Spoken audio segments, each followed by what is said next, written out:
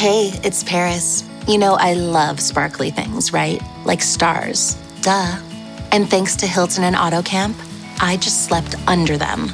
Picture me, serving looks by the fire outside my luxurious Airstream, making s'mores with the kids, while a national park is our backdrop. The great outdoors meets Hilton hospitality. That's hot. Explore all the new ways to stay at Hilton.com. Hilton for the stay. This episode is brought to you by Indeed. When your computer breaks, you don't wait for it to magically start working again. You fix the problem. So why wait to hire the people your company desperately needs? Use Indeed's sponsored jobs to hire top talent fast. And even better, you only pay for results. There's no need to wait. Speed up your hiring with a $75 sponsored job credit at Indeed.com/podcast. Terms and conditions apply.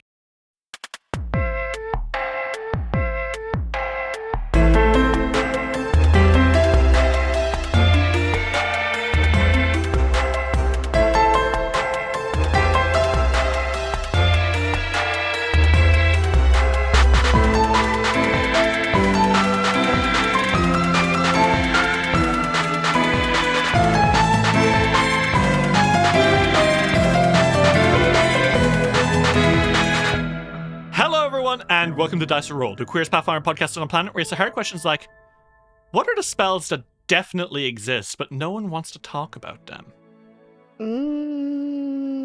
So, for context, I'm talking about like spells that would definitely exist, but it's like for issues you don't necessarily immediately think about, like, because like when you're like, okay, I need a spell that cleans my house, that definitely exists, right? It's basically a bigger prestidigitation. I'm talking about like I cast sexual protection, right? I was literally thinking in my head, I cast PrEP, like the fucking like the anti-HIV. We've talked about that before, I feel. Not in the context of what spells there are, but when we were like, what deity would you be? And I was like, I'm the god of gay sex and yaoi. Oh my god! My like boons was always being lubricated. What you do is you grant your clerics PrEP. Yeah, I grant them PrEP. PrEP as a spell is crazy.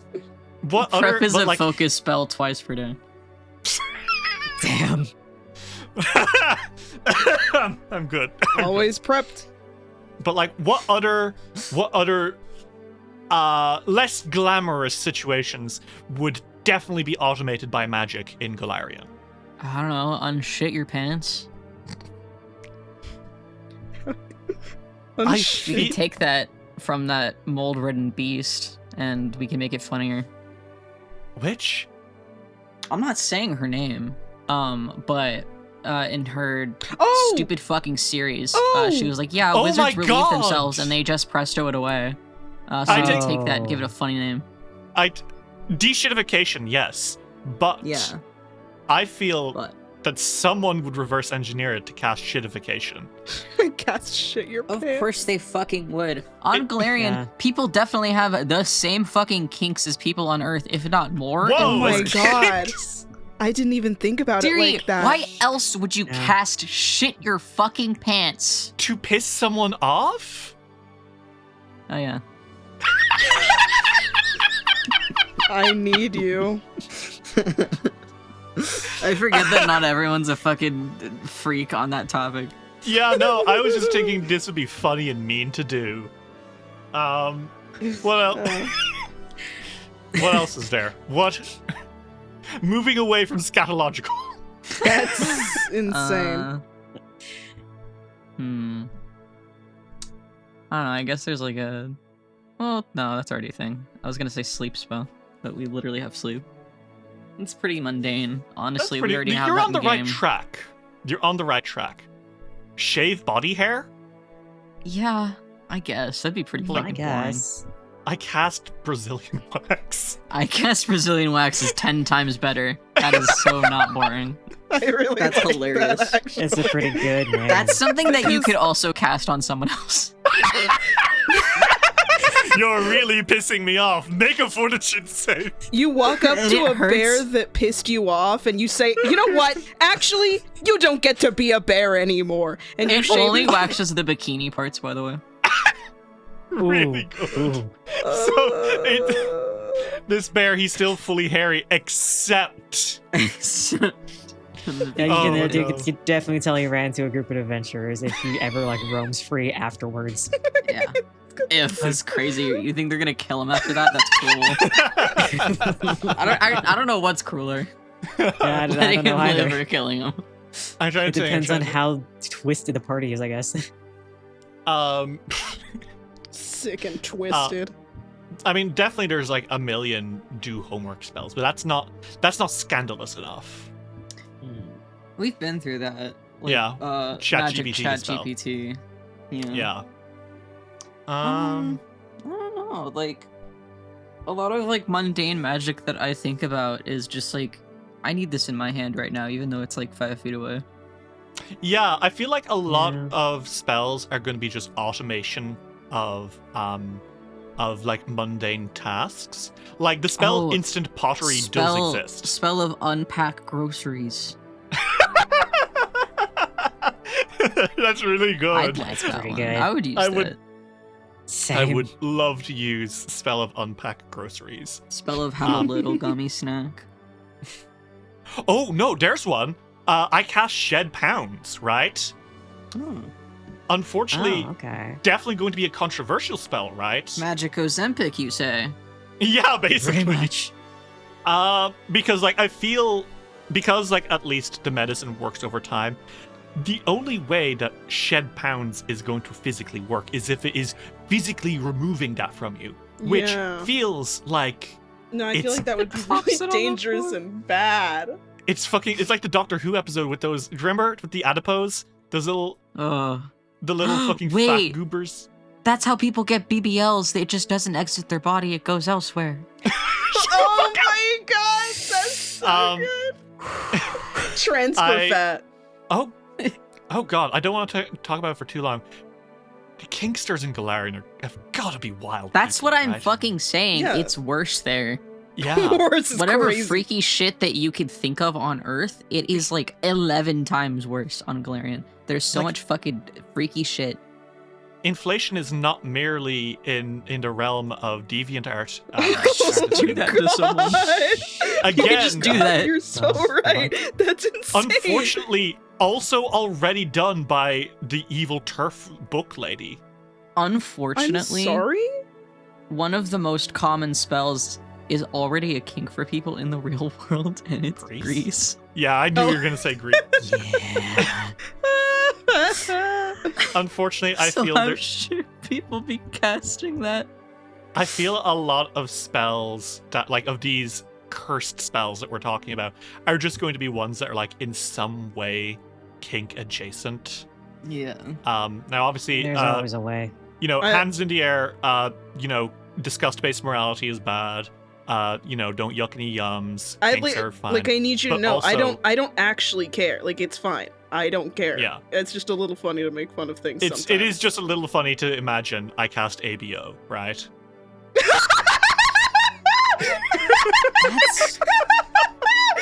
I mean, it's possible. I the, cast- the way that I guess turn you into an Omega is crazy. you could turn someone. Mpreg is very real on Galarian.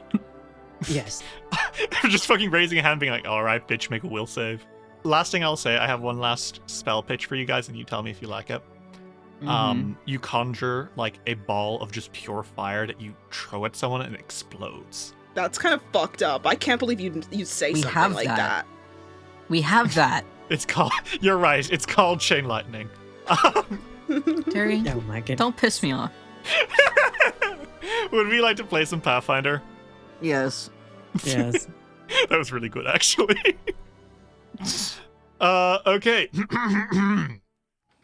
When we last left our adventurers in the Abomination vaults, Ulrich, Fiore, and Silk decided to make their way back into the cave of Urugatul, knowing that The whispers within would surely grant them insight into what was going on here in the vaults. However, when they returned into the cave, they found they had a much stronger effect than imagined on Ulrich, who began to say things that he did not mean to say. Quickly, Silk had Ulrich leave the cave and sit out by the water, throwing stones into the lake. As Fiore and Silk studied, however, Ulrich attracted the attention of Belcora Haravex, who rose from the ground and attacked him. Silk and Fiore quickly got involved, only for Belcora to nearly slay them. She left soon after, and the three of you were left shocked and rattled. You spent another night in the dungeon, refusing to explore any further after being so badly injured in your combat with Belcora. Soon after, you made your way to the south and discovered a forest of mushrooms in a giant natural cave. As you press around to the bottom, you found a doorway and, breaking in, encountered the residents of the place inside, drow, or at least some sort of cavern elves that have been beneath your feet this entire time. As Silk must reckon with the boogeymen he's known has existed all this time, while Ulrich and Fiore are like, goddamn, okay. Yeah. You now must see if these subterranean elves are friends or foes. So, with that in mind, fellas, shall we? Yeah. Yes. You can hear Silk's teeth chatter in the corner right now. His knees are knocking. His knees are knocking. I know His he's bones are clinging rattling. onto both of them right now. He is. He's Scooby-Doo jumped into Ulrich's arms, and he's got one hand clenched onto Fiore's little cape. Yep. Okay. Fiore, Silk, and Ulrich. The three of you stand in a cramped little room. Sheets of webbing hang along the south wall of this room between two wooden doors. A hunting spider the size of a dog chitters as it looks at you. And you are surrounded by 3 elves with pale lilac skin and white hair. 2 of these elves are wielding scimitars and are adorned in almost guard-like armor. One of them, however, is a beautiful woman with her hair in a long ponytail, a cloak around her shoulders, a white shirt, and dark black pants with rider's boots beneath. This lady, who wields a small crossbow on her hip, narrows her eyes as you approach.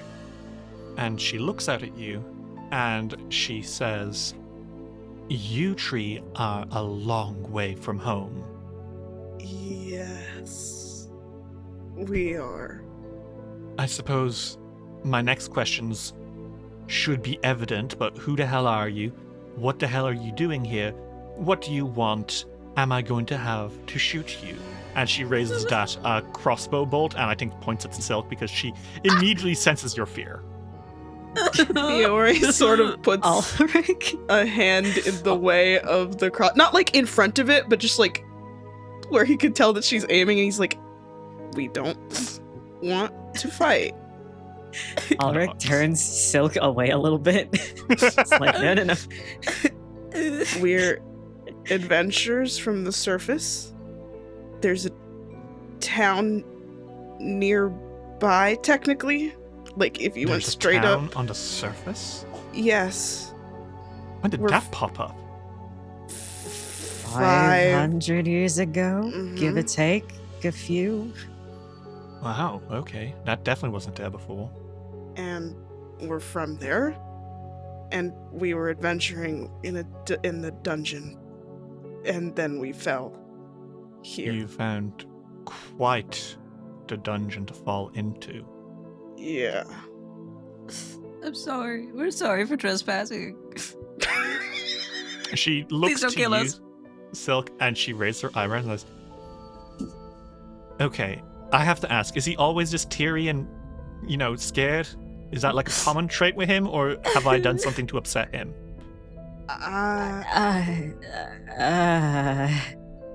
I think your hesitation makes her eyebrows furrow, and then she takes a step towards you, Silk, and leans in and says, "Oh, you're afraid because I'm a drow, aren't you?" Yes! Don't kill me! Ooh, watch out, I'm gonna creep out from under your bed and eat your babies. He starts screaming. Oh my god. Sweetheart. Surface elves, you are the most superstitious bastards I've ever heard of. It's not my fault. You're like Boogeyman. No, we are not. That's an insane thing to say. What do you know about drow, and what do you think I am? Scary. Okay, I appreciate that. I am kind of going for that. But tell me what I do, what I am, etc., etc. The stories that I was told as a child and the ones I told my little sibling were that you definitely eat babies and you're very evil and very scary. And you Okay. eat elves. Okay. So none of that's true. Are you sure? Yeah. Maybe I did eat a baby or two of surface elves the other Friday, but no. There's no such thing as a drow. Or if there are, then they're few in number. The whole thing about, some elves pledged their souls to demon lords and would change for it, it's a load of crap. We, and she points at the other lilac elves, are Ayindalar. Is that a kind of drow? Oh my god. Honey. No. Okay, let's send. You speak Elven, yes? Yes. Okay. Then let's go through it syllable by syllable, okay? Okay. Ayin means dweller, right? Dalar means. I understand what the name cavern. means. It just. We're cavern elves. The same way that there are snow elves and desert elves and. What are you? City elf? Seer elf. Seer elf, right. City elf, then, in other words. Okay, well, if you'd like to put it that way. I am a city boy. Yes, clearly. We're cavern elves. We live underground. That's what we've adapted for. I mean, it makes sense to me. Does it make sense to him? She nods at you, Silk. I don't think I understand. Okay, let's walk through it slowly. I know, I get that you live underground. You're cavern elves. But Mhm. where did the other name come from then? Superstitions. Okay, so you're scary on purpose, but you're not evil. I'm not scary on purpose! You I said didn't- you were going for being scary when I called you that. Okay, I individually am going scary because I'm trying to threaten That's why you. I said you.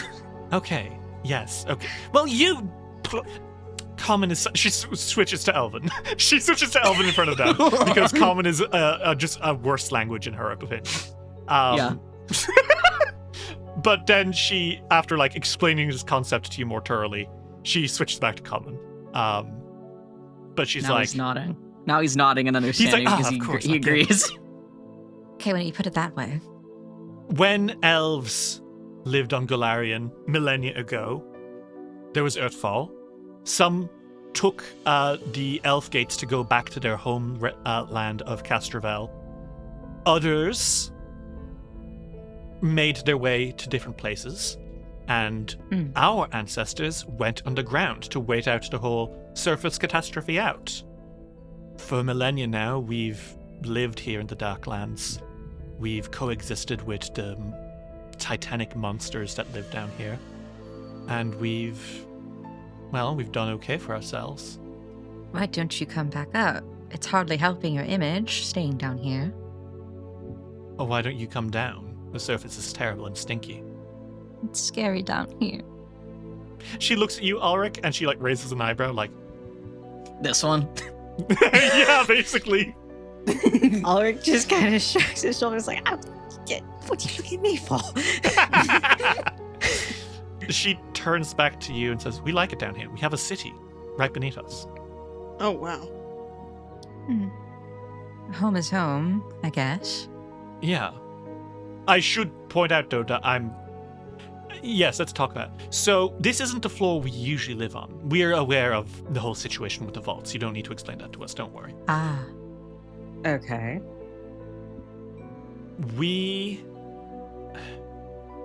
We're from the next floor down. Oh. What are you doing up here? Hunting. Four? Hunt. Food. Oh, okay.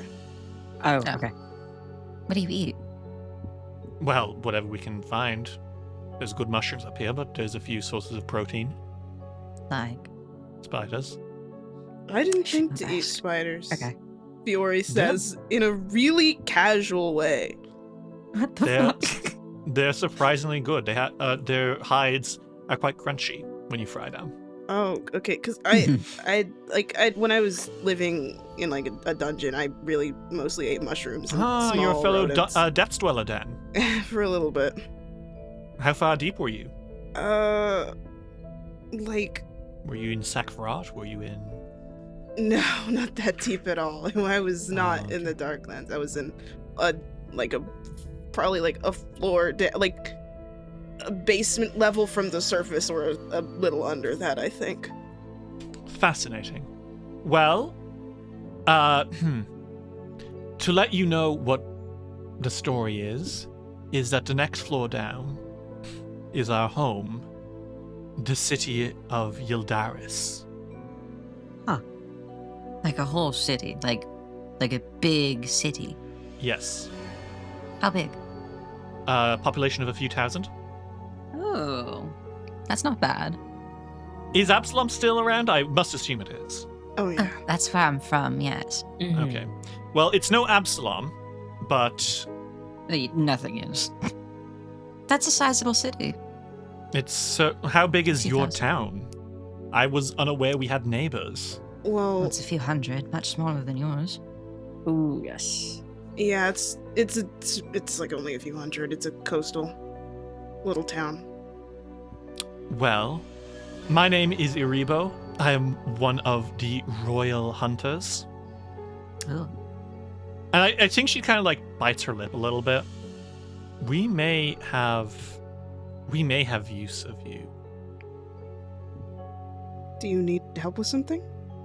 If you are indeed from the surface and you're adventurers, then it is actually quite possible that the queen has been expecting you. Really? Yes, she has some mages who give her not accurate prophecies all the time, but divinations of things to come. And she did mention that it was possible that adventurers from a far land would be coming, and to be frank, we could use some help from adventurers right now. Well, I'm happy to help. We hunt on this floor because, simply put, the floor below, although it does have many, many creatures which could be hunted for food, it is a wild and dangerous place, and we are not the floor's only inhabitants. That's fair. It's already dangerous up here. Yes, I'd tell you far more, of course, but perhaps it would be better to hear it from the Queen's lips herself. Would you be interested in joining us on an expedition down? We're almost finished doing our hunt here for the next few weeks. Sure. I mean, I think so, yeah. We can begin the descent to the next floor now if you so chose. I sense some hesitation. Well, do you guys want to? I know that we're trying to find a way out, but What do you mean? a this way is also out? another city. We're currently... Well, we're this- trapped down here. Yeah, we're stuck.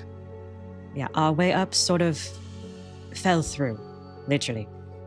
Well, I don't know of any escape routes except for that elevator, if that's what you're referring to. Fuck. Yeah. That is the exact thing that we're looking for.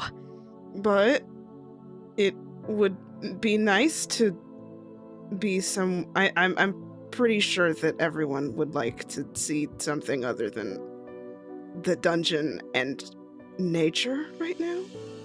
Do you have shops down there? Yes, of course, it's a city.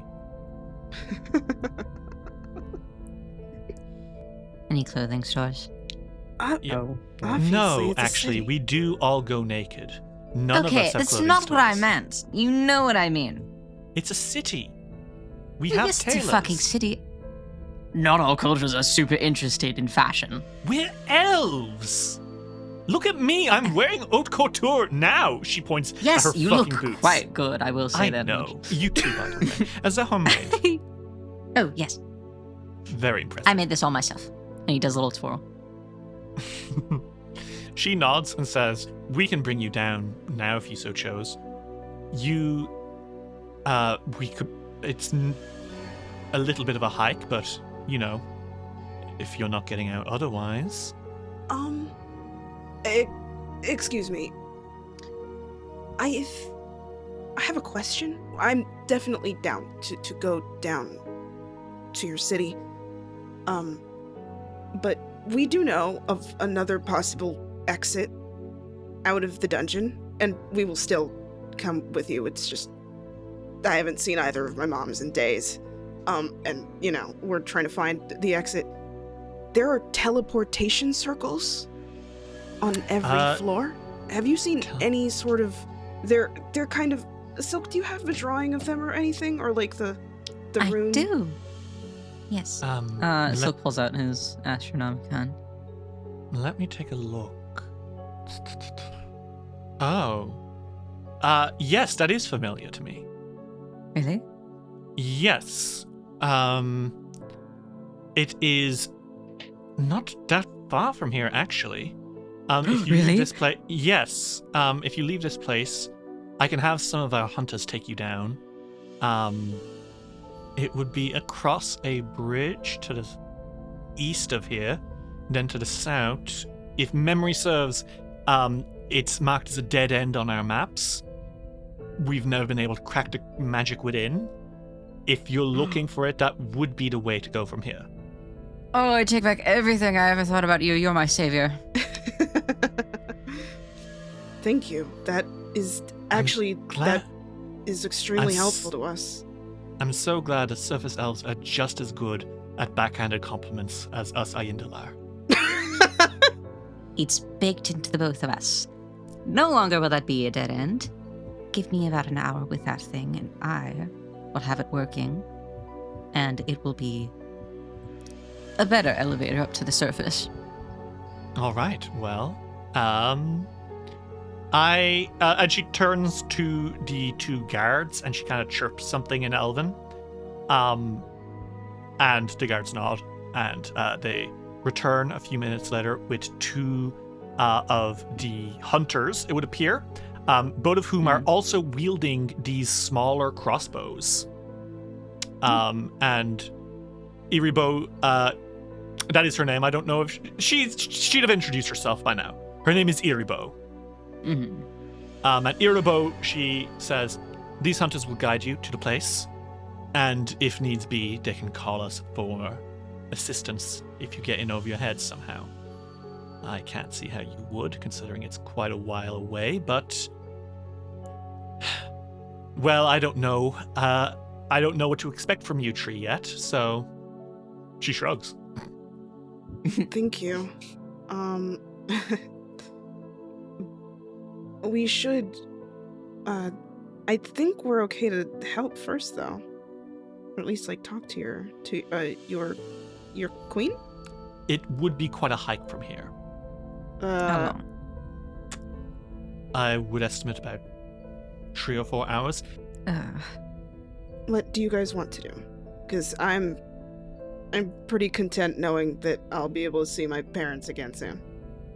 I do believe it would be a good idea to have the teleportation circle up and running. Yes. We don't have to do it later if we have an emergency. That's not a bad idea. We can try to activate the circle first, and then go from there if we want to pop back to Atari for a little bit to make sure that everything's fine, we can. But if we think that we're okay not returning just yet, then we can go speak to the Queen.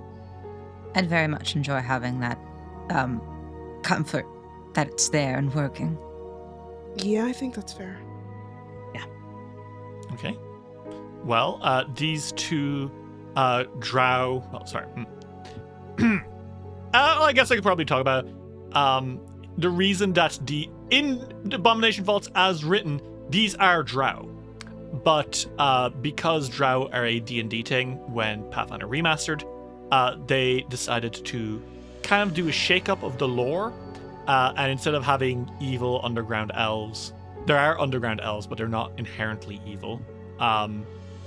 In fact, the ones in Abomination Vaults kind of served as the patient zero for how the new drow would be. Because Hell yeah. they were nice in Abomination Vaults too. Yeah. Regardless, these fun. Ayendalar hunters, they kind of nod, and one of them says, right, follow me. And the other one says, I'll be sticking around the back. And Borbo kind of peeks his head out from under your hat, Silk, and says, Master Silk, is this really safe? I trust her. Is it because she is cunty? Yes. Where did you learn that word? Never mind, you learned it from Silk.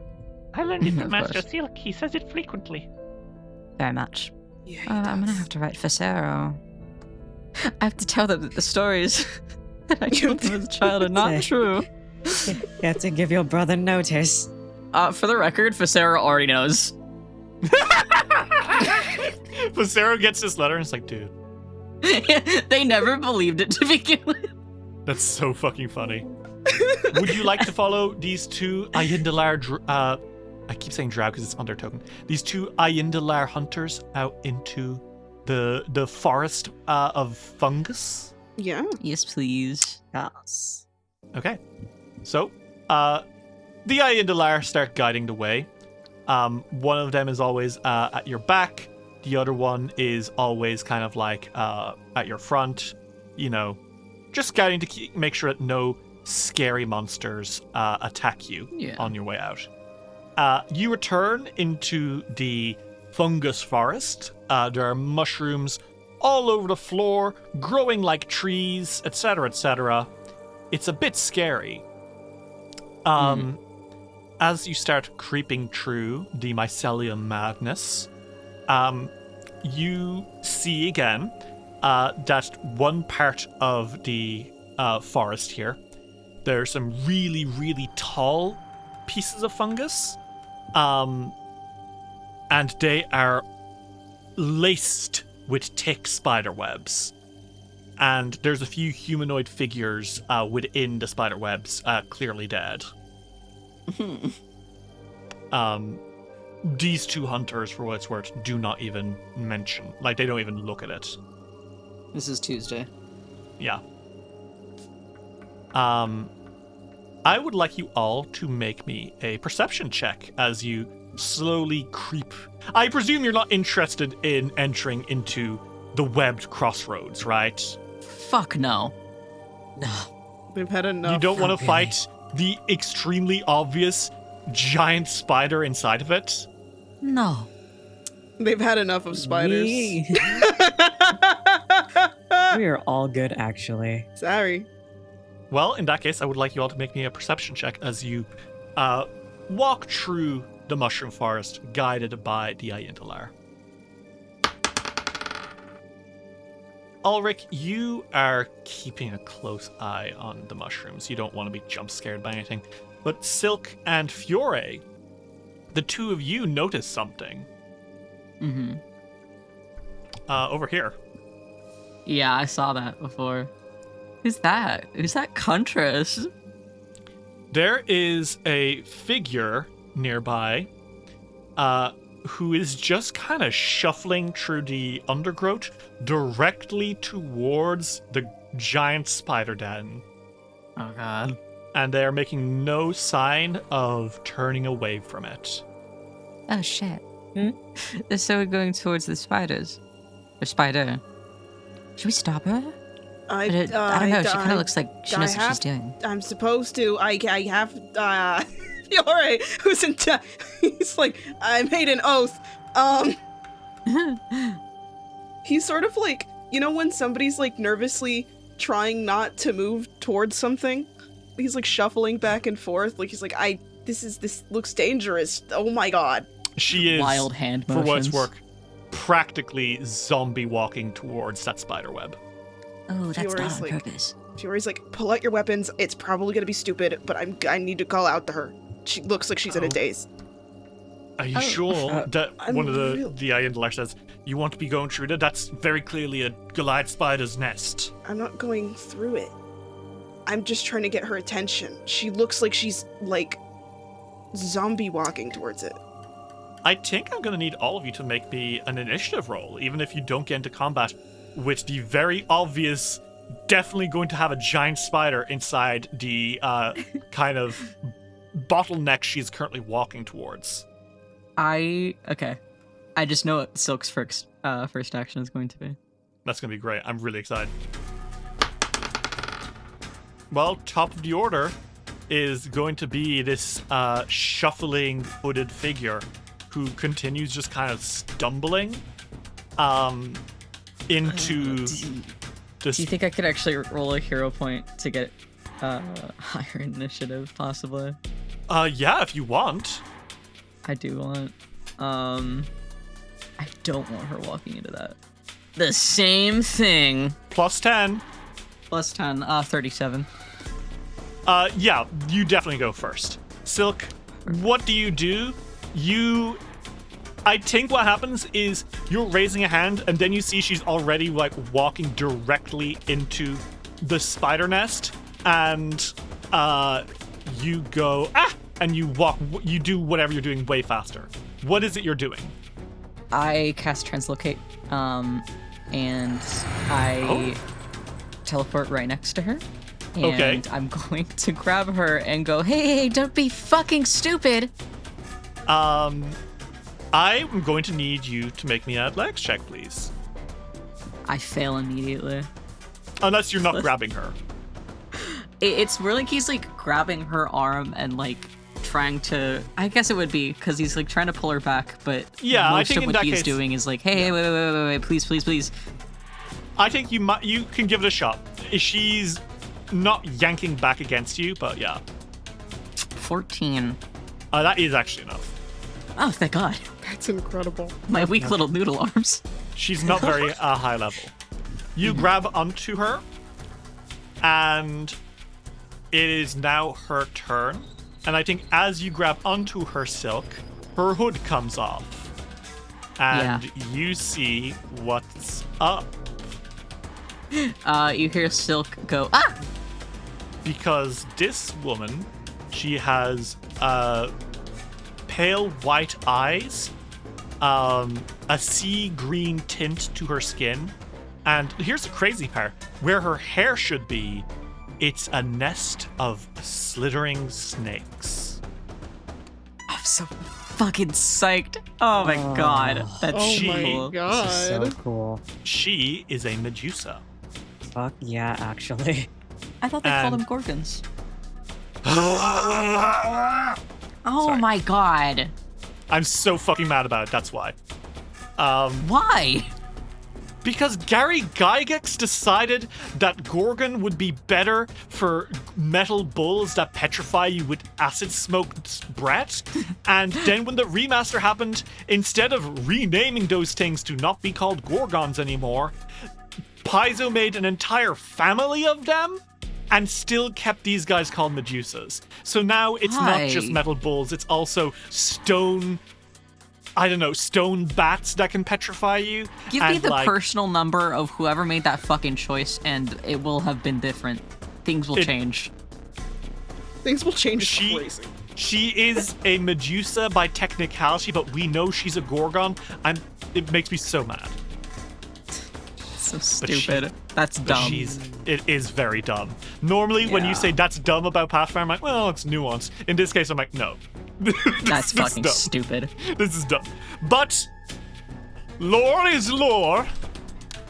Unless, you know what, I'm making a stand. She is a Gorgon. Yeah. And those other things, I'm going to come up with a name stand. for. if I ever encounter them, I'm gonna give them another name. It's my world. This is a Gorgon.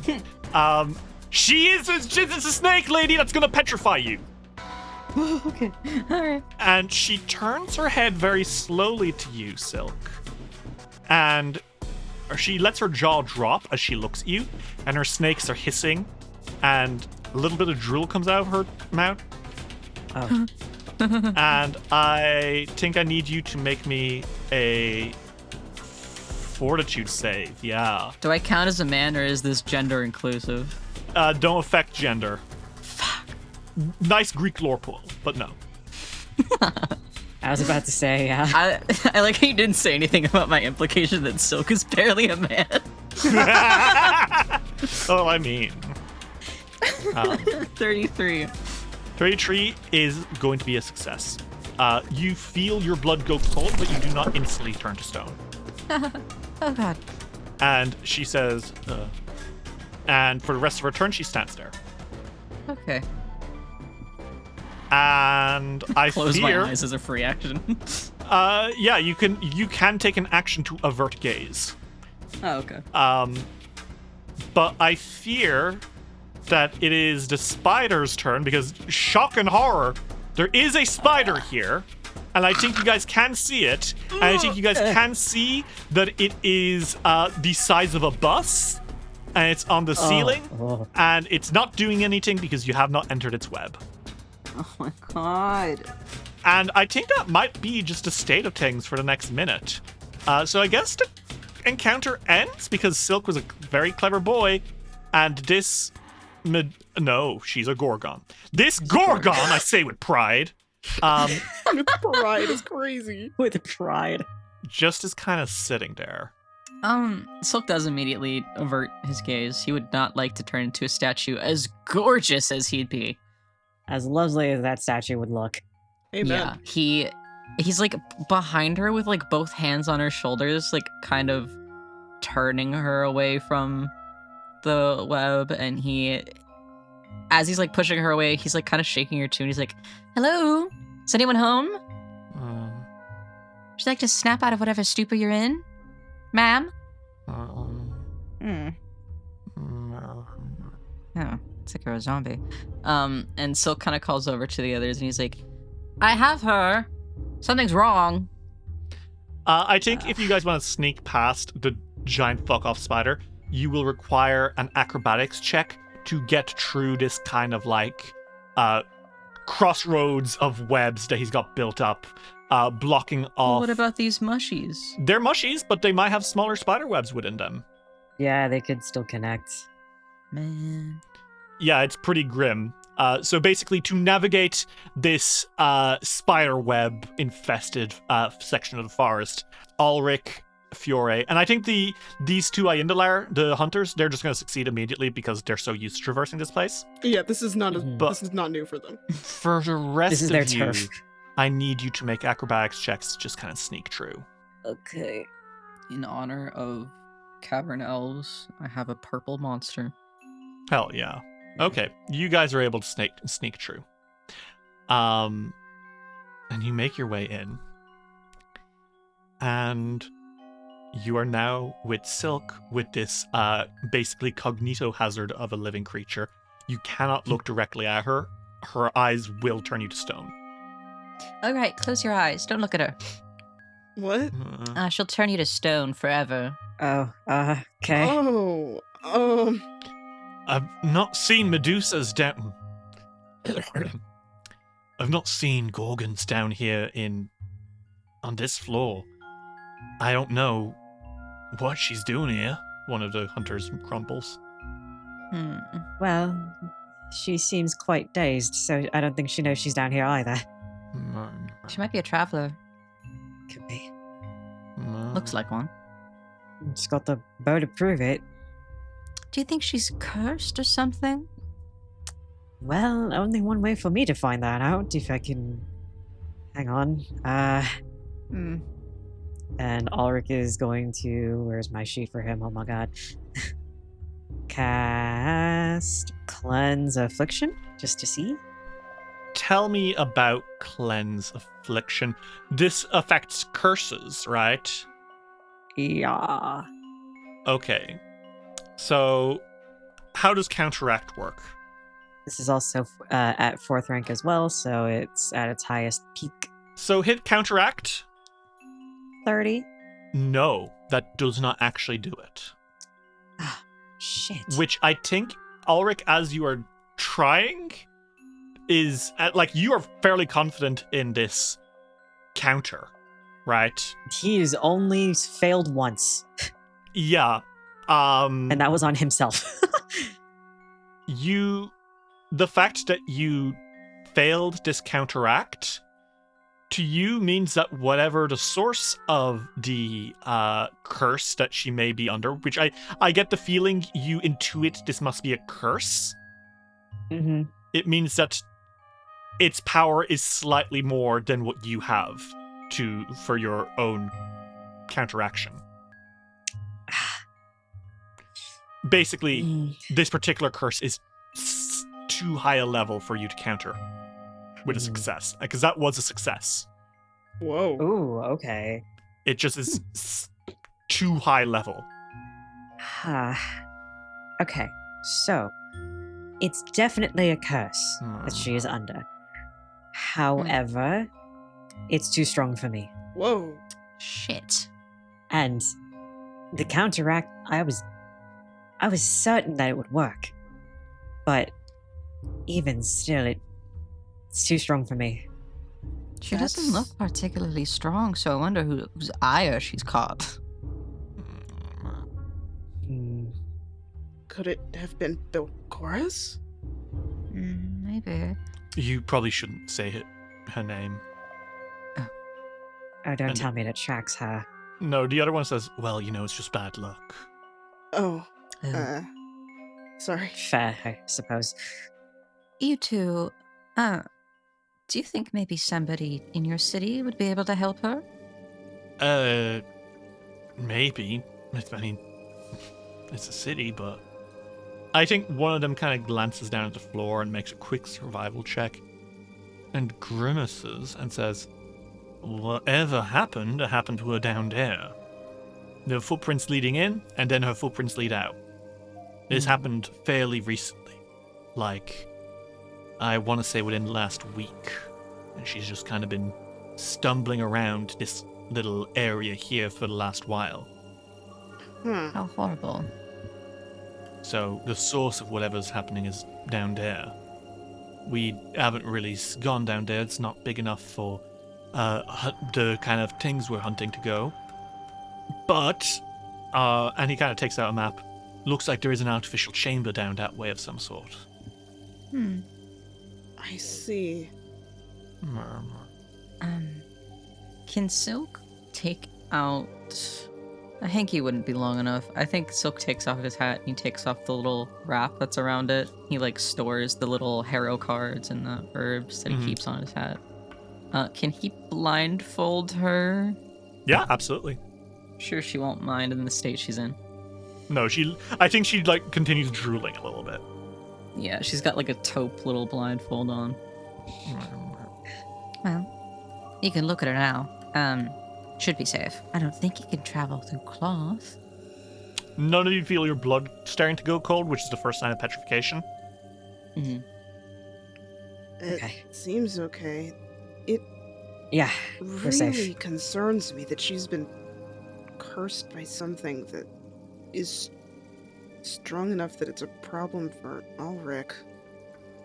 Yeah. Yeah. I've only failed at clearing curses once, and it was from a very, very strong source. Yeah. Yes. Perhaps, with her in tow now, maybe we should go down to the city first. Yeah, I don't think it's safe dragging her back and forth. Especially with... And Ulrich looks behind him. Yeah. I can bring her back to the base if you need, one of the hunters says. Would you do that? I would really appreciate that. I don't want this woman to get hurt because we were being irresponsible. Okay. Murmur? And the gorgon that is dubbing Murmur. Good name. Aw. Well, she keeps saying it. Is returned to the Ayendalar base. The other Ayendalar says, well, what now? Do you want to check out whatever that was that did that to her? Or do we leave it? I'd like to come back to it, if that's all right, but if we don't have it, then I would prefer to get that teleportation circle working. I suppose. He cocks his mini crossbow. Well, I'm sure even if you spend most of your time down here, you'd appreciate having a way out. Wouldn't you? No, we have a way out. It's called going back down. I meant up to the surface. I'm pretty sure you know what I mean. We don't really care. Okay. No, not in a rude way, sir. It's just the Darklands are so expansive. We're not trapped by any means. Oh, I don't think you are. I just mean if you were to ever need something from up there. But I suppose, but we have entire nations in the Darklands. Wow, that's kind of crazy. It is crazy. Yeah, no, I appreciate the offer, but I don't really see a need to go up, any more than I'm sure you see a need to go down and explore these countries in the Darklands. True. Well, I think that would be pretty cool, but I like exploring. So for now, we ignore this, mysterious place that was being guarded by Murmur? Yes. Right. Just for right now. Well, let's sneak back around to Spider. And everyone make me another acrobatics check. Including you this time, Silk. Fuck. My +4. Unless you teleport again. No, I'm not wasting a slot. 22. That does it. 16. I have a hero point just in case. Maybe a good idea. You rolled a tree. Yeah. 25. That does it. 28. Yep, all good. All three of you are able. I think, Ulrich, you nearly step one-on-one, and you go, but you catch yourself, and you're able to return. You continue weaving past this spider-infested part of the jungle of mushrooms, and you see a bridge. While the fungal forest continues to grow high, there are also signs that this area was recently tended. Rocks outline sections of healthy growth, and the paths are clear of all but the occasional bits of mold and fungus. Bioluminescent moss provides a low, even glow throughout the area, as if though intentionally cultivated for the effect. To the east, a wide stone bridge spans a massive chasm. A gigantic iron ladder snakes down into the darkness of the chasm from the other side. Beyond the bridge and the ladder, the fungal forest becomes even more overgrown. And I think as this hunter is taking you across, he's like, yeah, this fungus here, it's very good multi-purpose, the flesh at the top, it's healthy to eat. The stem makes us a good use of wood substitute. We're happy. That's pretty cool. Interesting. Fascinating. As you cross that stone bridge, you look down, and it is a 100-foot drop. Oh my god. Holy shit. Okay. Yep, that's a one-way ticket to Ildaris. What the fuck? It is, isn't it? How horrific. I think he kind of squats and points and says, you see those, actually, off there in the distance? What? Yeah. And he points into the fucking 100-foot drop. Fiore holds so hard onto the ledge, or like he holds super hard onto like the railing of the bridge, and he kind of glances over. Yeah, do you see that? Actually, those lights off in the distance over there. Yeah. That's Ildaris. Whoa. Ah, beautiful. Ah, That's. oh boy. Oh, what a fate. Ulrich clutches onto Silk. Does it look like a big city? Yeah, it's like the sparkles of a big city in the distance. Whoa, it looks much bigger than Otari. Is that your home? Yeah, we're a small town on the coast. Well, it's nice to know we have neighbors, I suppose. It's certainly nice for us too. There are other areas kind of nearby, but This is much closer than Absalom. And I think he grins a little bit. Regardless, eventually, the hunter kind of pulls back and says, "Right, shall we, as we were?" Yeah. Yes. Okay. And you are guided to continue. And you get to the other side of the bridge. The gardens here look a lot more tended. And the hunter kind of leans to you and says, "That would be the children of you-know-who. They still tend to this place like it's an actual garden, but, well, it's a little bit overgrown now, wouldn't you say?" I think it's more forest than garden. Yeah. Quite a bit. But shall we? And I think he's gesturing to the south when all of a sudden you guys hear a shriek. Ooh. Fuck. A shriek and a sound of flapping wings. What the fuck? Fiore pulls his scimitar out pretty immediately. The hunter turns around, and then all of a sudden, there is a awful noise, and unfortunately, something is descending on you from the sky. Oh. Well. And unfortunately, as it makes its way down, it would appear to be a draconic creature, long and snake-like. Is that a drake? 2 powerful legs, and Oh no, a wyvern. bat-like wings. It's a fucking wyvern.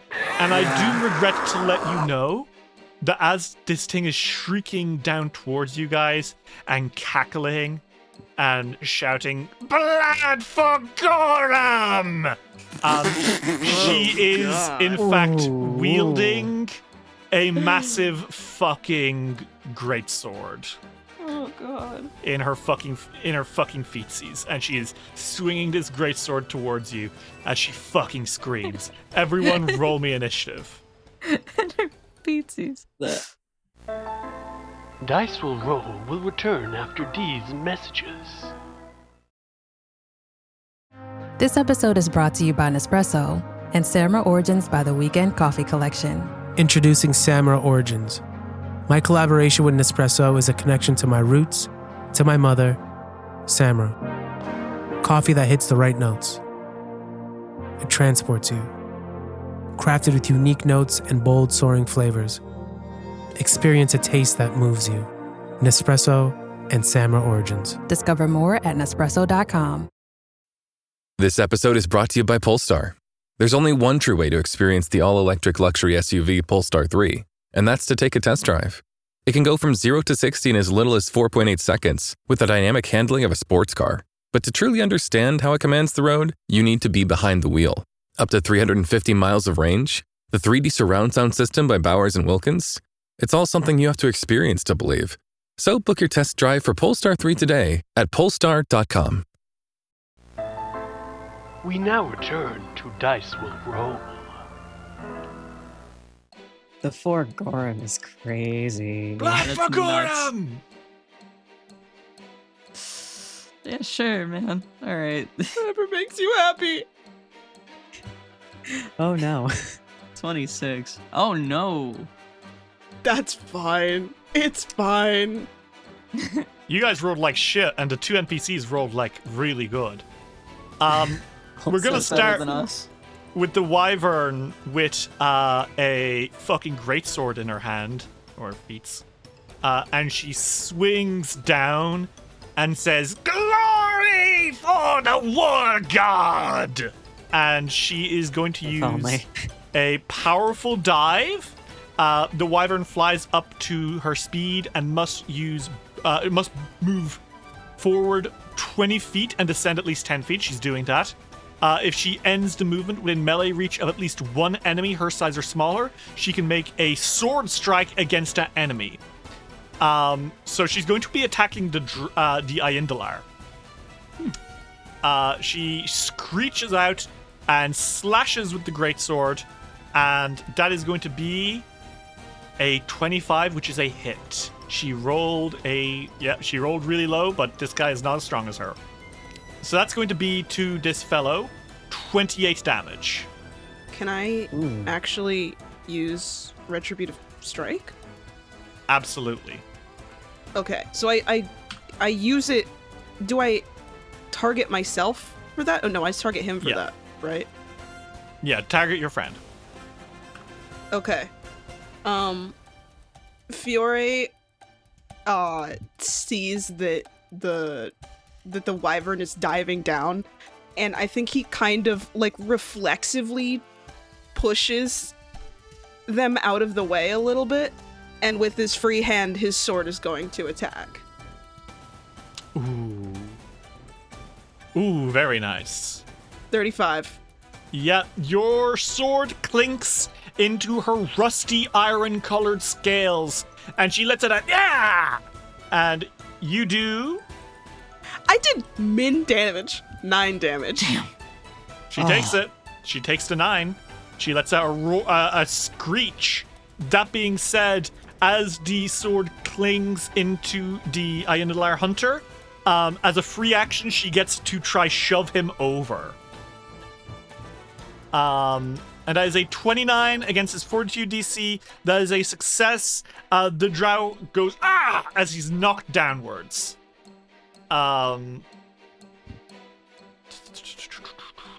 Where's prone? Okay.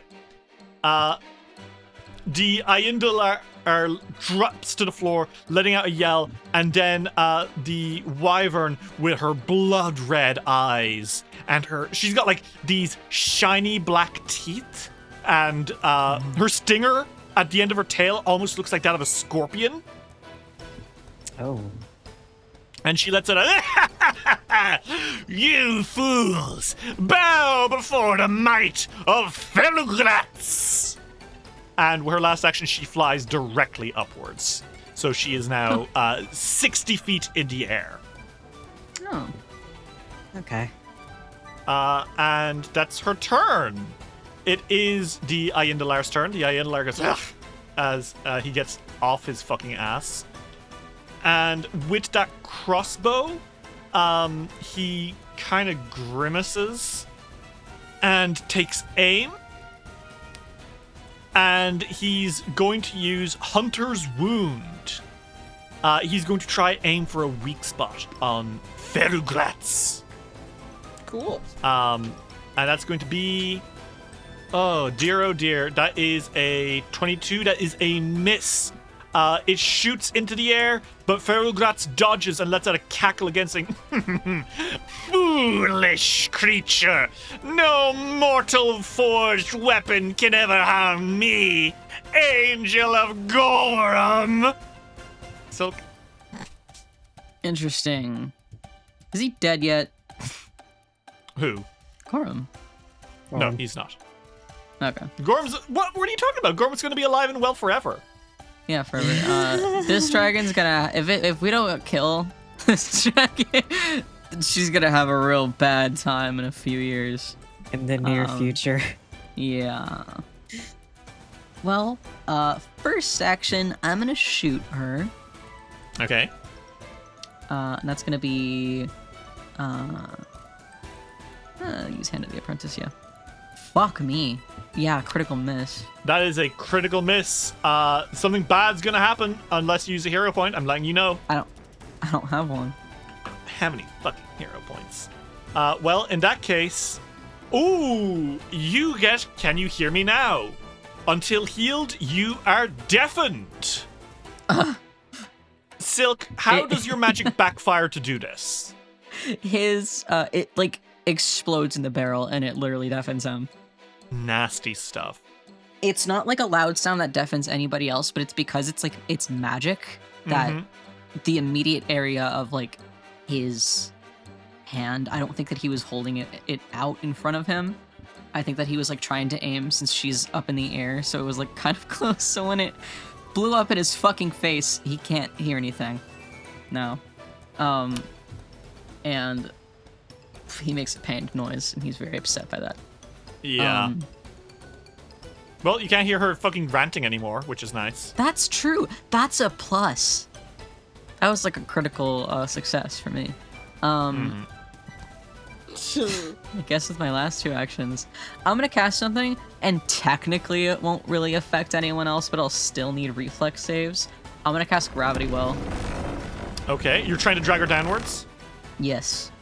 Okay. This won't really affect any of you if you lose the roll. You'll just like move 5 feet. Not even. Well, you have to cast it into the air towards her. She's 60 feet up. So this won't actually drag any of you towards it. Oh. It'll drag her down, though. This doesn't have the auditory trait, right? Yeah, no, it doesn't. You're good. Well, let's make a save for her. That's going to be a 27. She fails. Ah! She is dragged downwards 15 feet, right? Yes. Okay, so now she is 45 feet in the air. Yeah. Ulrich, it is your turn. Silk is kind of clutching at their ear, having kind of rattled themselves. He's kind of clutching at his ear, kind of like rattled by what he has cast. And the dragon is 45 feet in the air, still gloating. She says, "My brother and I will show you the might of the War God." Good, you have a sibling. Ulrich is going to probably start out with a rallying anthem, so okay. Don't get fucking hurt. Then I think he's probably gonna go for a. No, actually, Ulrich is just gonna go for a regular bow shot. He's using his bow right now. 36, nat 20. Oh, shit. Okay. Oh my god. Jesus. Yeah. Roll that for me. Fuck. 26 damage. Jesus. And on your critical hit deck, kidney piercing. She is sickened too. You get her right in the fucking gut, and she lets out a as you hit the fuck out of her. God. Jesus. Well, I don't have anything to. I mean, I don't have anything to bring her down, but I think next action, Ulrich is going to cast guidance on Fiore. Okay, Fiore, you're feeling a little bit stronger. Okay. Thank you. All right. And Ulrich, is that your turn? That is Ulrich's turn. Okay. Fiore. Oh, scary. She is 45 feet in the air, which is a problem for you, I assume. Yeah, because I only have 2 actions. 2 actions? Yeah, because I got a nat 1. Nat 1. Oh no, that's true. Normally you'd be able to fly up, but I guess you could still, like, spend your turn getting ready to fly, but that might suck. So what do you do? I don't really have any other option because she's 45 feet in the air. Well, your options are to shoot her with your gauntlet bow. That does very little damage. True. You could also cast Ignition. But I don't think Fiore wants to do that right now. He hasn't casted any of the scarier spells really that much, and I think he's scared to see what they look like right now. And I haven't decided what they look like right now. I think I'll just take his wings out. Okay. Fiore, how does this look? Like black raven wings, I believe. Or like black angel wings. Yeah, I think the Aindalar looks at you with like wide eyes as you grow these wings. And for the next 10 minutes, you will have a fly speed equal to your speed. So, Fiore, you grow these wings, and Ferugratz here looks down and says, "You will not be able to defeat me with your own wings. I am the master of the skies." And what she's gonna do is she's gonna swing down at you And she's going to try hit you, Fiore, with her stinger. And that is a miss. She tries to hit you with your stinger, but you kind of dodge out of the way. And she kind of grasps and says, this cannot be. And she's going to try swing at you with, no, she's going to fly back up because she's a pussy. She goes right back up. She is now, she's gone up, we'll say 40 feet into the air. And it's the Ayendalar's turn. The Ayendalar looks up at her and goes, I don't know what her thing is, but let's get this sorted. And let's see, that is going to be a hunter's wound again, attempting to fuck her up. He shoots the crossbow after reloading it, and that's another miss. And he goes, oh. Me too, man. Man, that's twice I've almost crit failed. And that's his turn. Silk, it's your turn. Yay. She's probably saying something. What? I can't fucking hear you. I don't have ears. Let me see. Yeah, I think I will do. I want to do. Surely shooting a spell from my gun won't backfire on me again. I'm gonna cast Blazing Bolts. Okay, go for it. 3 actions. Okay. So for each additional action, you can, 38. That's a crit. Okay. Yes! So for 3 actions, for each additional action you use when casting the spell, you can fire an additional ray at a different target. These attacks, So Wait, this, it might not to be. I don't have to do this 3 action. I always forget. Yeah. That it's not the same. Yeah. But you will still do crit damage to her. So go for it. This wouldn't have been a crit if it weren't for Sickened. Yippee! Slay. I have to be so honest. I confused myself. I was trying to cast Fireball. But I'm not going to do that. I'll stick with Blazing Bolt. Okay. Hit her. 42. 42 damage. Okay, yeah, you wreck her shit with a blast of electric-looking fire. She lets out a screech. And you have 1 action left. Bitch. I'll do a regular pistol shot. Oh wait, no, this would be at an 11, so -5 to this, so 20. That is unfortunately a miss. Ulrich, it's your turn. Fuck this gay-ass dragon. What do you do? Ulrich homophobe? Couldn't be. Could be. Ulrich says, it's just not right. Oh, man. Okay. Ulrich is going to go for another bow shot in hopes of refreshing Rallying Anthem. Okay, go for it. 30. A 30 is going to be a hit, actually. Cool. 7 damage. Okay, and you have Rally Anthem up. Yep. And you have 2 actions left. What now? Ulrich is then going to harmonize and Courageous Anthem. Okay, awesome. Everyone feels extra strong right now. And with that in mind, Fiore, it is your turn. Okay. You are feeling extra brave because of Ulrich. And also, this fuck-off dragon's in the sky. It is 40 feet up. You can fly, and you have 3 actions. What do you do? I use Smite, and then I use... One second. I might have been wrong about the way that I do this, but I really think that it's fine. I'm just trying to find where it is. If you're doing what I think you're doing, yes, you may. Do I still have sudden charge? You do have sudden charge, and it does work when you fly. Okay, well, Fiore is gonna be a little bullet in the air. Describe to me how this looks. Because 1 second you're on the floor, and the next second you are flying up to her. What do? It kind of looks like he's about to jump. And it's kind of like he jumped so hard that it's not like it leaves a crater or anything. But it's like, there is a cloud of dust. Like, dust and dirt and debris. And he flies so hard, he flies so fast that it looks like, he looks like a blur. That's so good. Okay. You surge upwards towards this wyvern, who I think, like, we get a shot of you approaching their eye as it settles down on you and widens. Making that attack roll. Holy shit!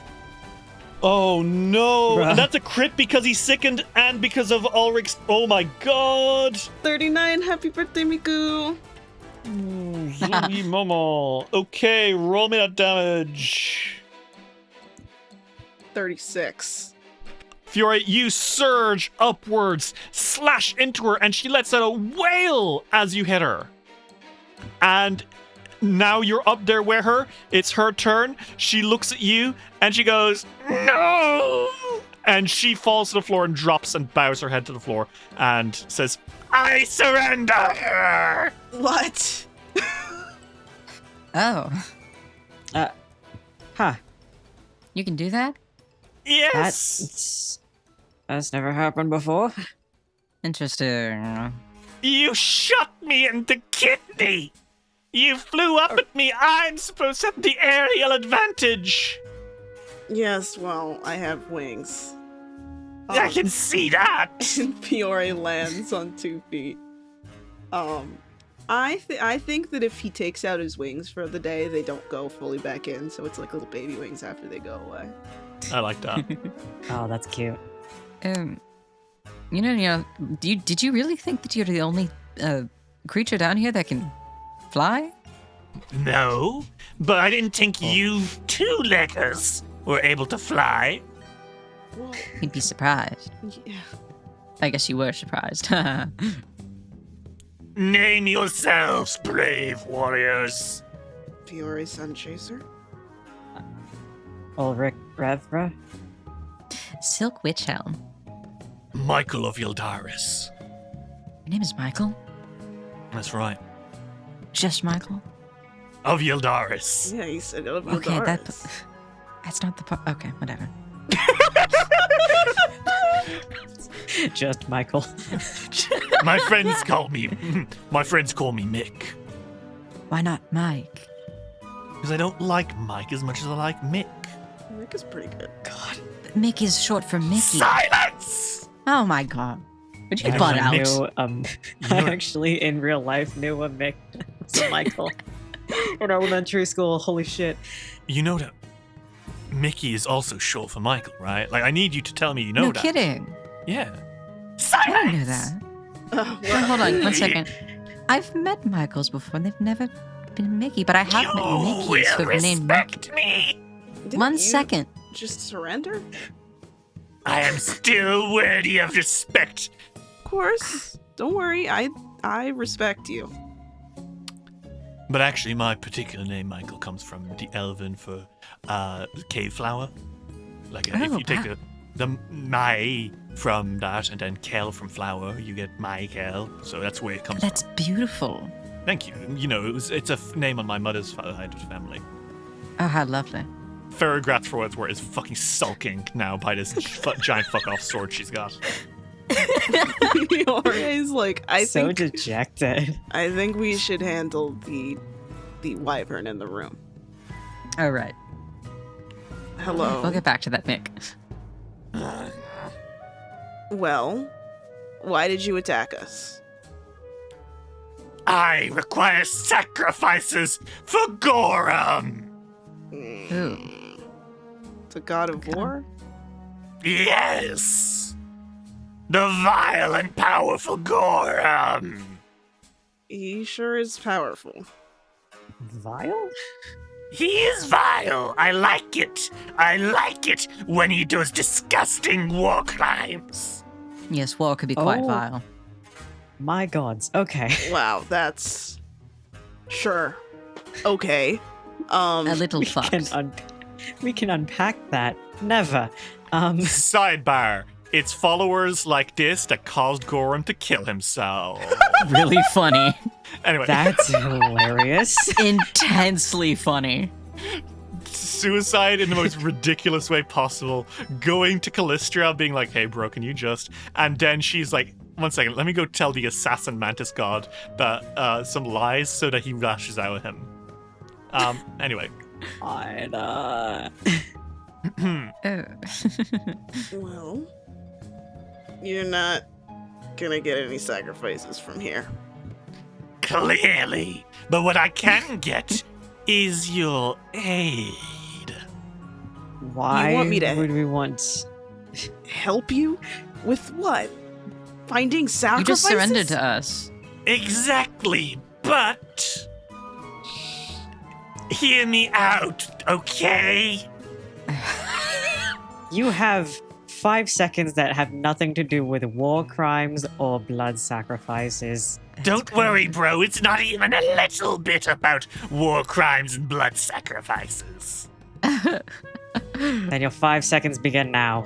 Okay, please help me. There's an even worse dragon down below. Oh. Okay. That was actually impressive that you got that in 5 seconds. Yes, thank you. I am very well aware. I can shut the fuck up when I need to.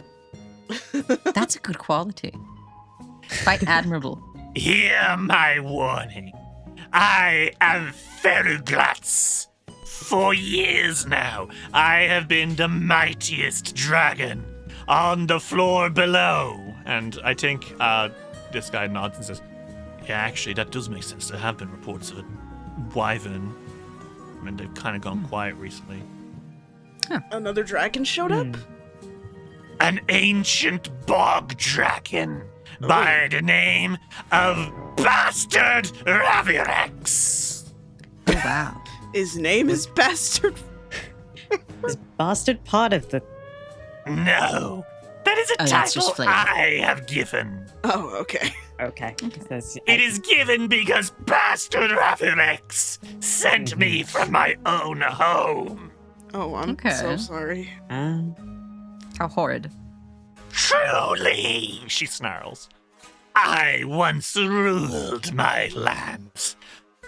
But then the dreaded Ravirex, the bastard, pushed me from my own territory. And I think Michael here turns to you and says, yeah, I don't know much about this particular wyvern, but Ravirex is bad news. She has been expanding her territory quite quickly. I'm sure that's part of the reason why Lady Quora wants to speak to you, Tree. Well, if there's a dragon that's posing a big threat to you guys, I am absolutely willing to help, and But Uh-huh. if you listen to me, I am listening. I have a proposal for you. Okay. And what's that? While I hate working with food, I know I cannot single-handedly fight Ravirex. Yeah, I think that you could... We're not food. Mm-mm.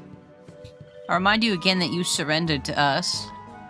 Only because I recognize your power as tools in the war, the righteous war against Bastard Ravirex. And not because we would have killed you. I would have escaped. You wouldn't have. Sure you would have. I would have. I am far faster and smarter than you. Okay. Well, That's hilarious. Anyway. I'm not My allowed to brother hurt. says so. Oh, that's nice. Who's your brother? She picks up that greatsword and swings it around in her mouth. My brother's great sword. Your brother's the Great Sword? Your brother's the... Oh, okay. Is Forged in blood. Oh. Oh, so, like, stepbrother? You came out together from the same place? You were forged in steel? No. I killed my brother and used his blood and made a sword. Oh, wow. Yes. Why did you do that? To get a sword. That's really messed Just up. for the... Oh wait, I'm deaf. You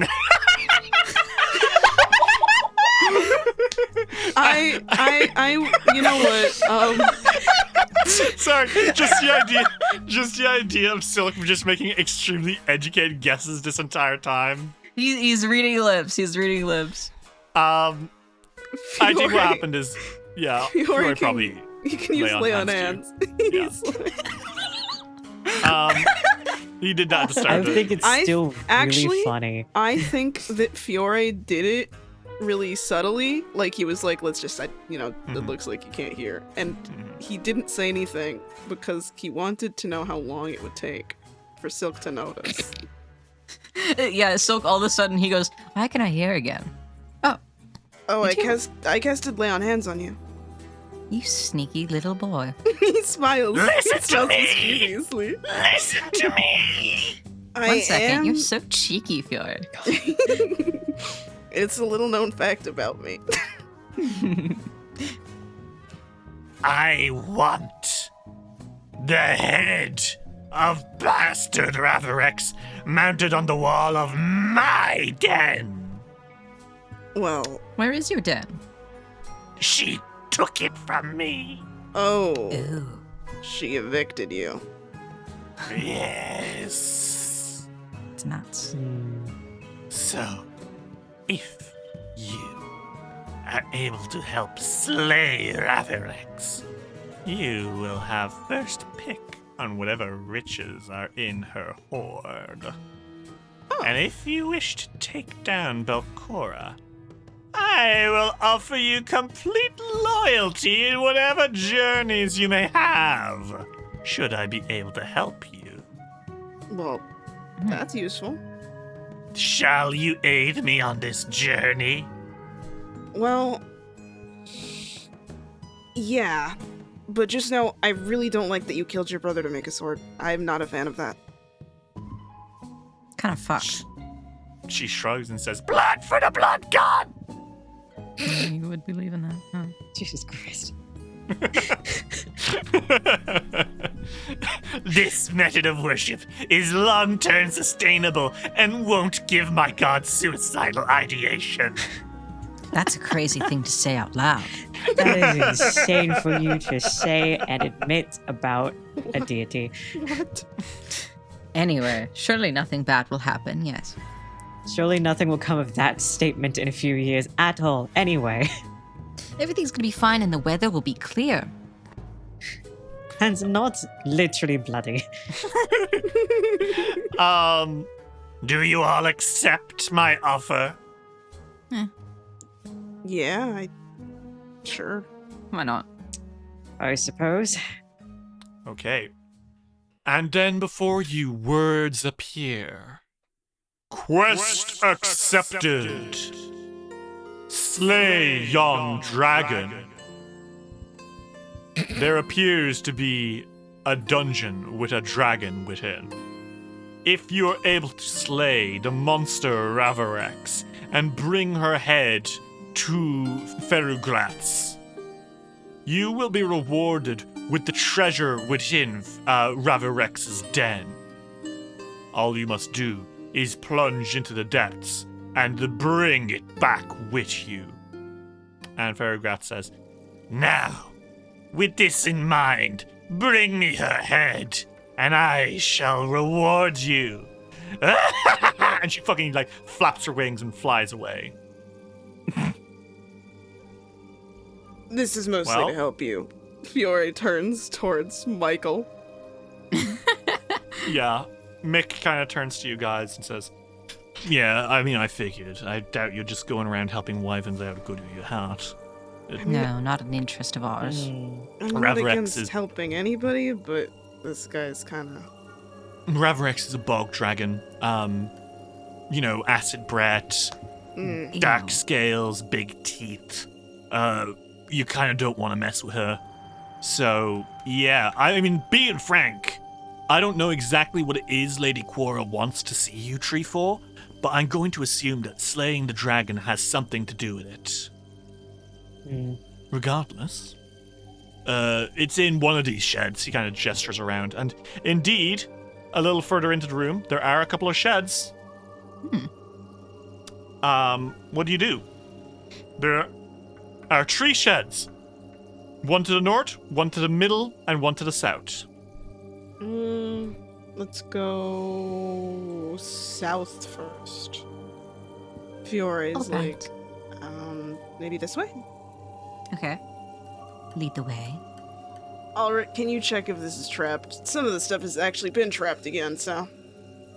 Yeah, let me see. And it's actually my survival, isn't it? Yes, I think believe my so. survival. Yes. Yeah, you're good, you think. Should be fine. Okay. Fiore makes a grimace. This simple storage shed is filled with small gnawed bones, discarded scales, and a pungent reptilian reek. It looks like this may have been the den of Ferugats. That is not where it is. Pretty sure that's where the dragon is staying. Right. Let's try the next one up in the middle. Okay. Ulrich checks for another trap. Nothing inside. Okay, no trap it seems. It's another shed. This one looks like a storage room. It has looks like it stores wood formed from tough fungus fiber. Inside a pile of fungus wood sits inside a pile of fungus wood still sits, along with a bundle of axes and saws used to collect the fungus and cut the boards into shape. Looks like this place wasn't just a garden, it was literally just to allow building throughout the vaults this deep underground. And then there's one more shed there. Alright. You want to take a look? Yeah, just in case. Yes. Half of me was like, I don't need to check, but then I realized that's where they get you. You must be careful. Remember that one time I blew up? I think about that fairly often. It is crazy that he then acted like he acted like he didn't know nobody afterwards. Shut up. Old Silk would have done that. Okay. Okay. Do you open the door? Doesn't seem to be any traps. Alright, then Ulrich gives the okay. Well, Fiore, you open the door, and this shed has a small hole where a lock would be, but traces of rust around the hole are all that remain. Indeed, on the floor is just a giant scorpion that is clearly dead and has like loads of axes sticking into it. Bro. A battle happened here. You also see the skeleton of a single dead gnome. Oh,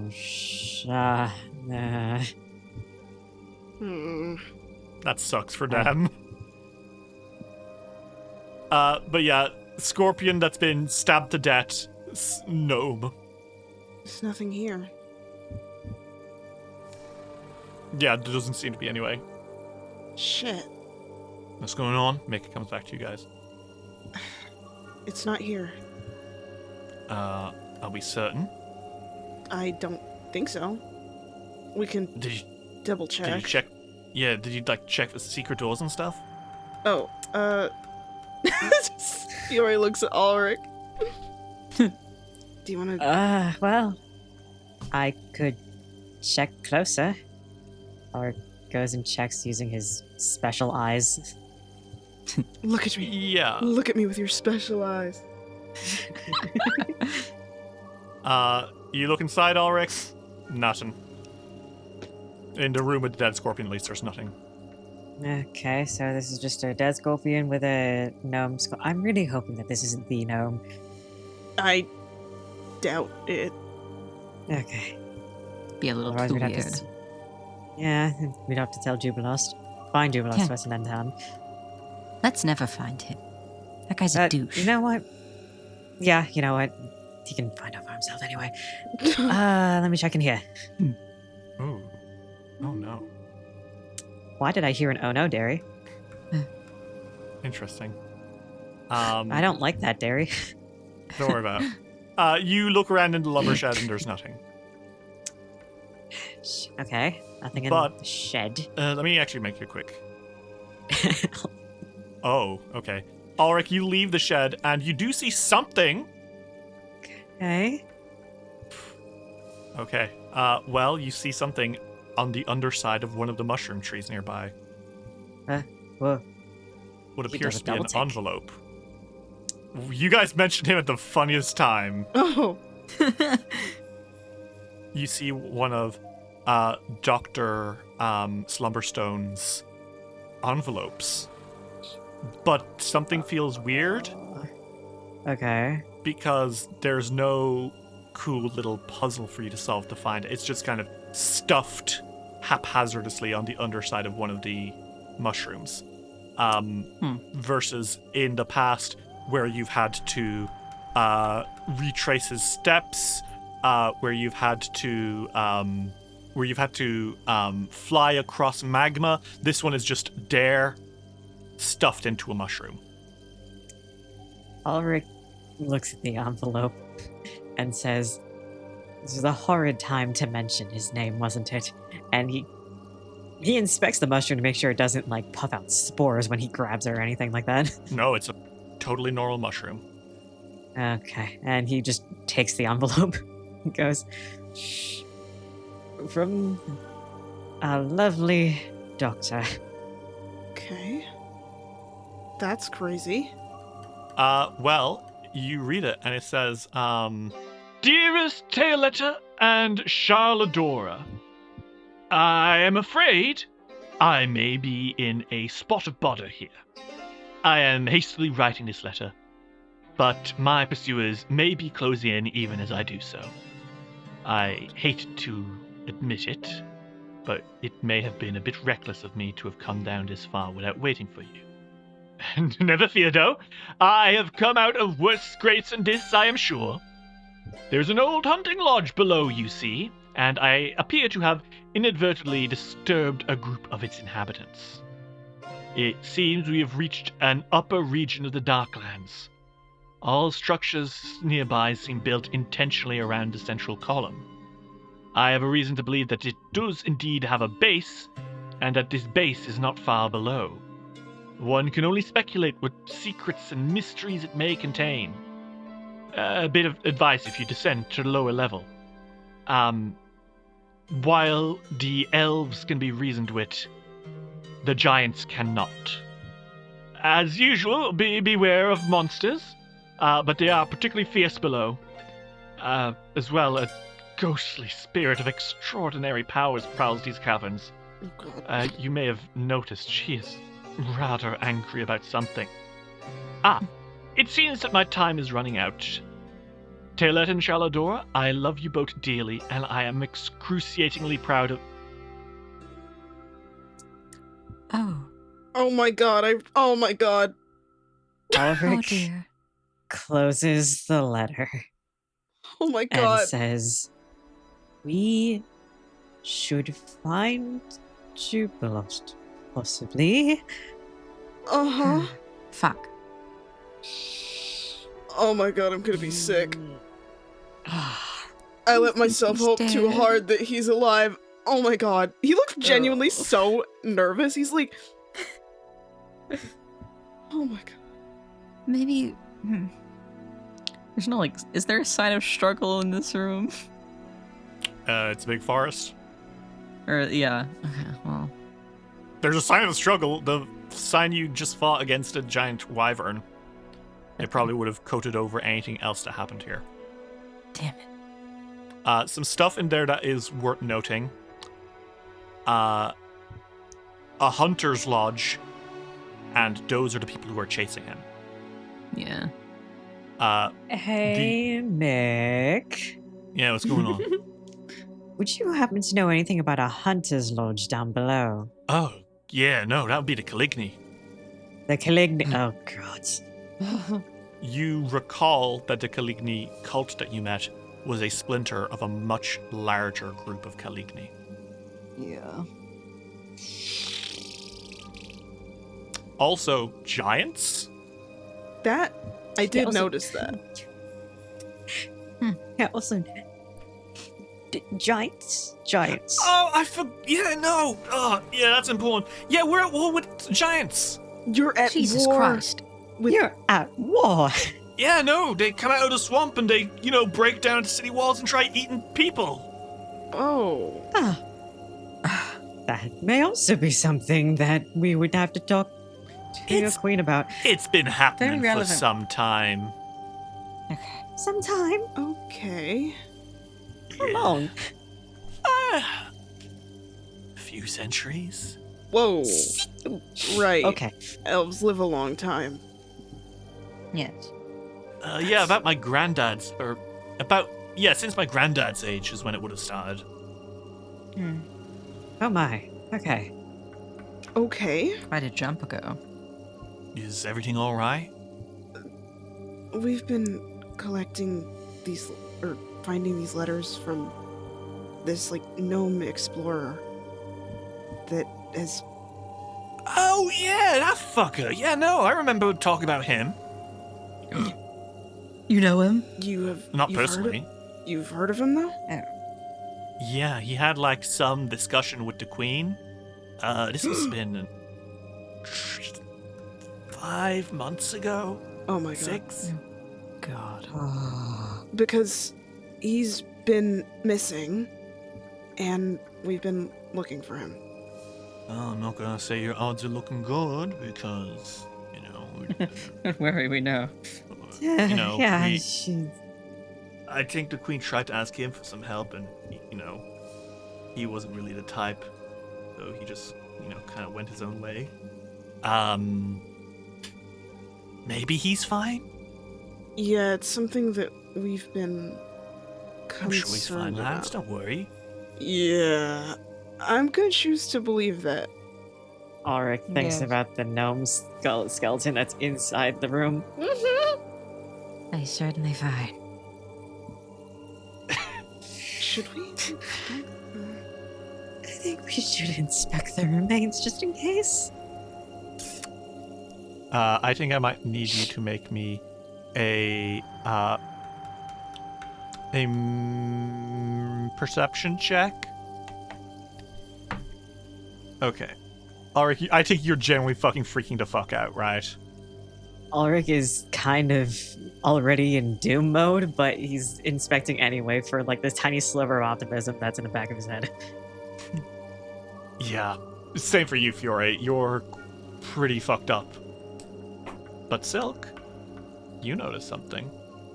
Mm-hmm. Shattered in the corner by this skeleton is a fraction of a unholy symbol of Nimbalot. Holy shit. He's gonna go pick up those pieces. It looks like it would have been a piece of jewelry worn by a size small creature. There's no way this was him. Okay. Wow. This is Nimbalot's symbol. Oh. Oh, wait. So it's That not... wouldn't have been... No, right? That'd be crazy. I thought I was gonna puke. That'd be insane. How come I By the way, I never mentioned it once, but I'm actually a fucking cultist of Nimbalot. Just a side note. Ulrich falls to his hands and knees and goes, oh, thank God. His soul's too kind. I can tell through his handwriting. Handwriting, by the way, was extremely messy. Like he was in quick. this last one. Yeah. Normally, he's very, very, he writes in perfect cursive, Yeah. It's like my fucking dad. Now it's Doctor cursive. Oh, like shorthand? Yeah. Good lord. I will also say it was not sealed with a wax stamp like most of them. Yeah, I don't think he had the time to do that. No. Wait. Remains were in that. Oh, I doomed way too quickly. Holy shit. Remains were in there and it was stuffed inside a mushroom. He wouldn't. Ah, okay. He's still alive, likely. Hopefully. Holy shit. God, I hope. He probably just didn't have the time to finish the letter. Okay. Let's keep looking for the exit. Mm-hmm. Just think about Otari. Please. Exit. Then we... Maybe... talk to the queen, maybe, and then try to find him, and hopefully he's fine. Maybe it's because I don't think it's in one of these little sheds. You didn't check the one at the bottom, though. Maybe it's in the one at the bottom, guys. Yeah. Surely. Yeah, we did. Oh. That was the first No, one. you didn't. You found. You didn't look for a secret door in there, though. Oh. Yeah, let's... Not in this one, yeah, because Ulrich got distracted and then started dooming. Let's go check. Make me perception checks. Okay. Fiore, you find something way more interesting than a door. In the fucking bones of Ferugatz's nest, you find a blood-stained set of armbands of athleticism. Oh. Ugh. Let me see. It literally is Fiore's like, oh! And then he goes, Oh, sorry. You find a pair of, armbands of athleticism. Skilled owl work has imprinted images of a muscled weightlifter into these tiered leather bands, which grant you enhanced stamina when performing athletic exercises. While fastened to your upper arms, you have a +2 to your athletics! In addition, whenever you use an action to climb or swim, and you succeeded at the athletics check, you get a +5 to your distance. So basically, this makes you really good at athletics, or you can sell it for 600 gold. Fiore is gonna put it on. Okay, let's drop this into your sheet. Well, actually, what happens is that Fiore picks them up, and he goes, and he goes, Silk, there's blood on these, but they're armbands of athleticism, and they'll make me better at doing athletic stuff, like climbing and swimming and stuff. Can you help, He flicks please? his wrist and he casts prestidigitation. Good as new. Nasty. There you go. Thank you. He says a prayer for whoever owned those before. You also find a symbol of Nimbalot in the bones, so don't feel too bad. It's a prayer for their soul. Well, that's probably the last thing they wanted. Ulrich, however, with your heat-sensing secret door vision, you immediately walk to the back of the shed and... Yeah, basically. Like, you blink and then when your eyes open, they're like blood red with symbols in them.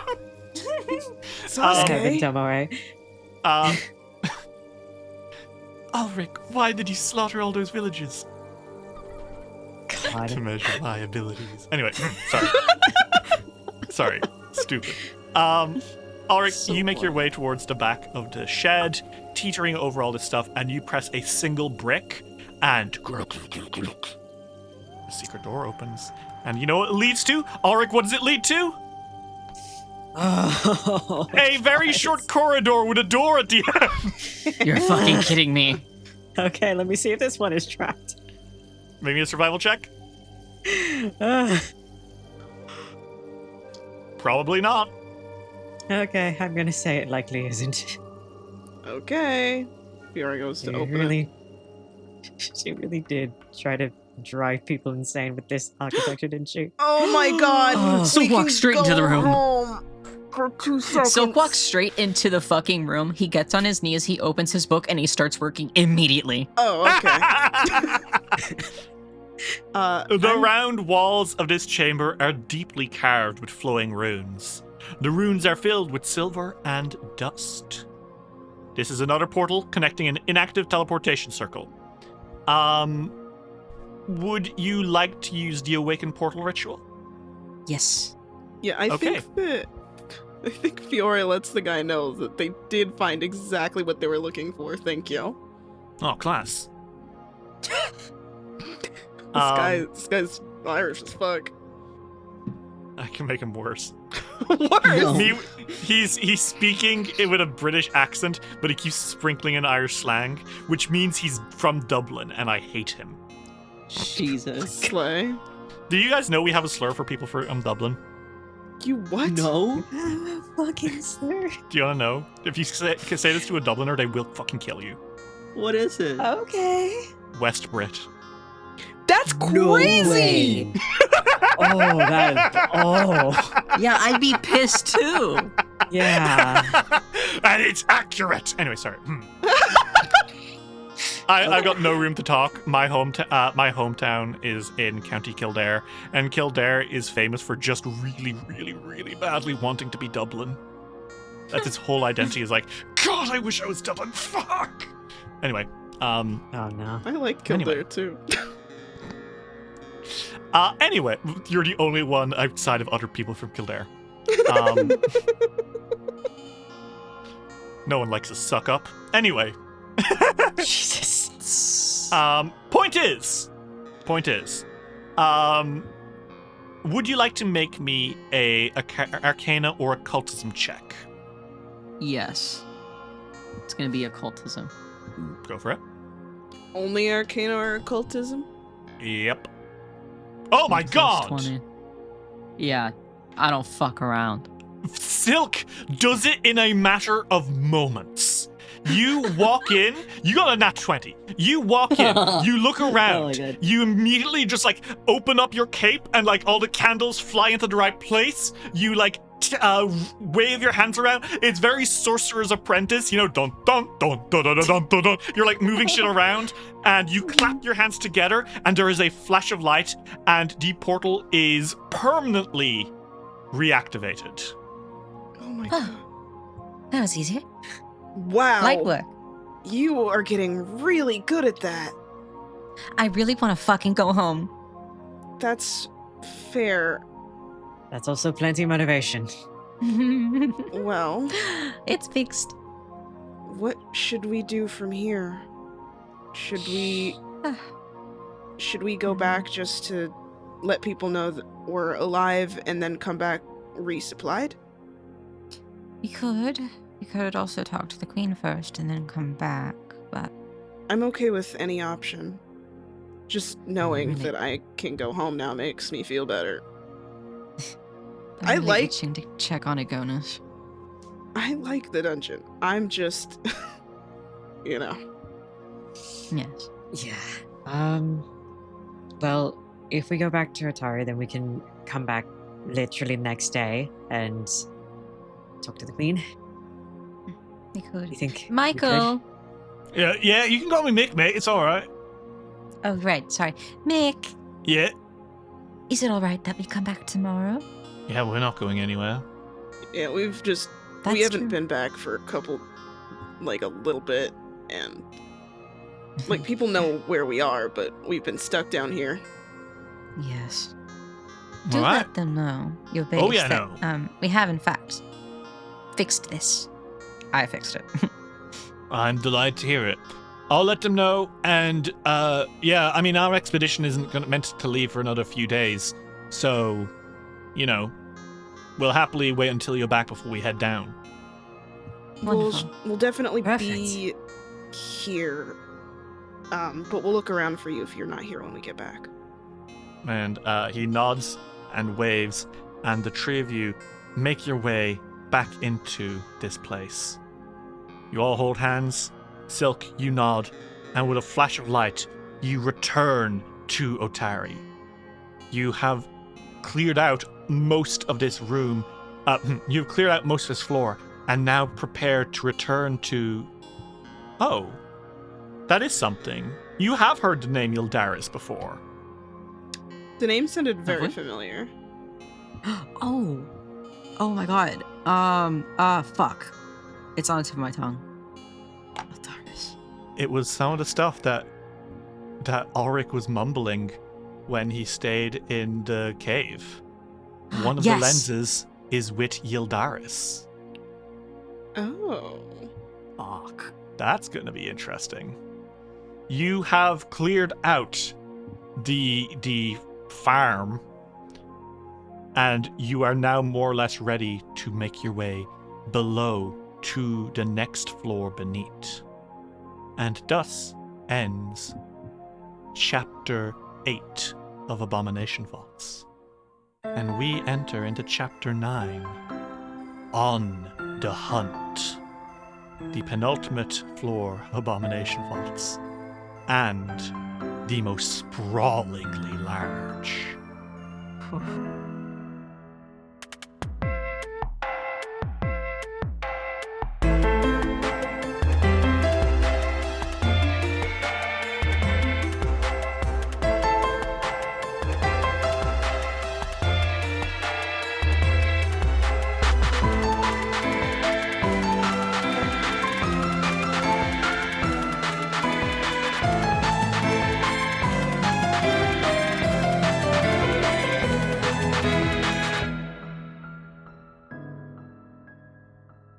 Hey